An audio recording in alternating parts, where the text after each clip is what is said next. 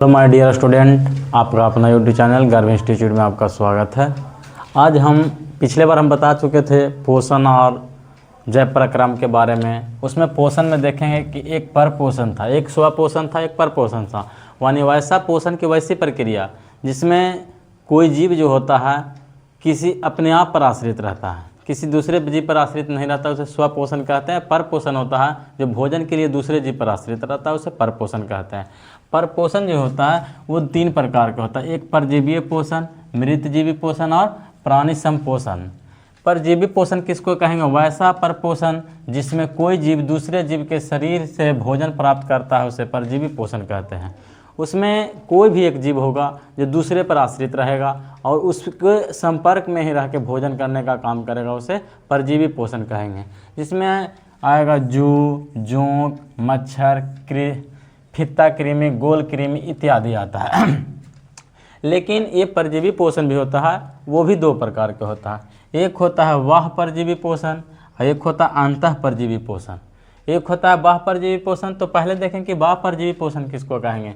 तो वैसा परजीवी पोषण जिसमें किसी दूसरे जीव के शरीर के बाहरी भाग में रह करके उससे पोषक पदार्थ प्राप्त करता है, उसे बाह्य परजीवी पोषण कहते हैं। जैसे में जू हो गया, जू का मतलब होता है जो माथा में रहता है ना, उसको जू कहते हैं।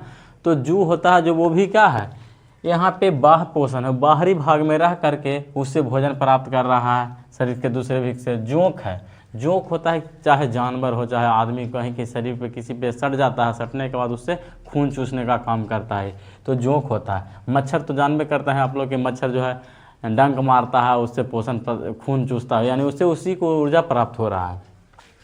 अब है अंतः परजीवी पोषण, यानी वैसा परजीवी पोषण जो दूसरे जीव के शरीर में रह करके उससे पोषण प्राप्त करता है, उसे अंतः परजीवी पोषण कहता है। यानी यह जो होता है इस शरीर के आंतरिक हिस्सा में रहेगा।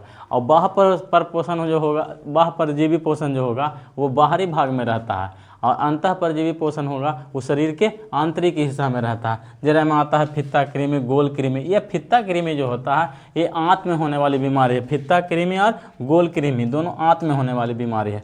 दूसरा का नाम है मृतजीवी पोषण। तो मृतजीवी पोषण किसको कहेंगे? यानी पोषण की वैसी प्रक्रिया जिसमें जीव अपना पोषक पदार्थ सड़े गले तथा मृत जीव जंतुओं से प्राप्त करता है, उसे मृतजीवी पोषण कहते हैं।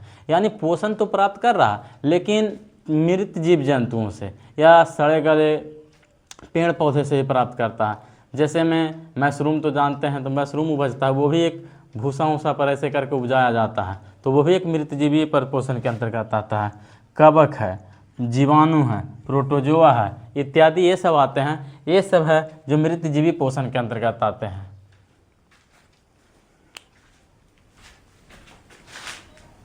पर पोषण का तीसरा रूप है प्राणी संपोषण। प्राणी संपोषण हम लोग कहेंगे किसको?